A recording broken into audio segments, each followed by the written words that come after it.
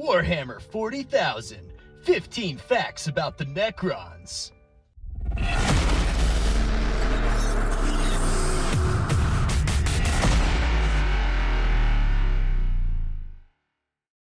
Number 1. The Necrons' ultimate goal after defeating the C'tan and enslaving them is to restore their former glory and return to their biological life forms.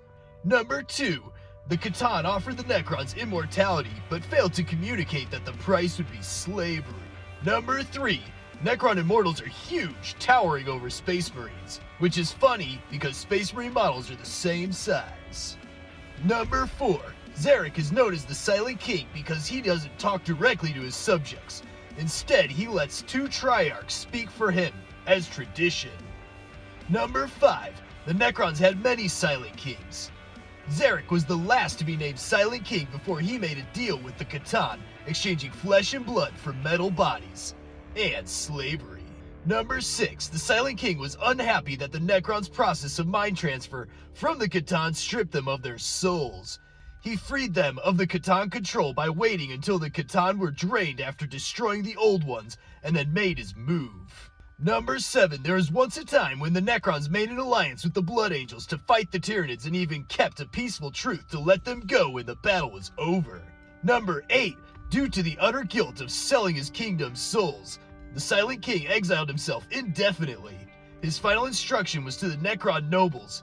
He told them to find a way to regain their flesh bodies. Number 9. While the Necrons have come to be known as the Destroyers of Life, the Silent King has actually ordered them to preserve it. Some believe this is because he wants live vessels to transfer their bodies into. Number 10. Unknown to many, the Silent King officially returned to save his race from the Tyranids, but many believe there are other motives behind this. Number 11. The Necrons used to be slaves to the C'tan. They are forced to harvest souls for the C'tan to feed on. Now the Necrons are free and focus on their own goals. Number 12. Believe it or not all Necrons are controlled by Zarek. In fact, each Necron dynasty is different. Some Necron lords even trade with other races. Number 13. The original Necron race, the Necrotor, had a short lifespan due to their sun's radiation. Despite them moving to other planets, the damage to their genes was irreversible. This is why they were so eager to switch to metal bodies. Number 14. The Necrotor, as the Necrons were known before their transfer to metal bodies, often fought among each other. The Silent King used their resentment of the Old Ones to unite his race in a fight against them. Number 15. The war with the Old Ones led to the Silent King making an alliance with the C'tan out of desperation. The Necrons were losing and the promise of immortality was too tempting.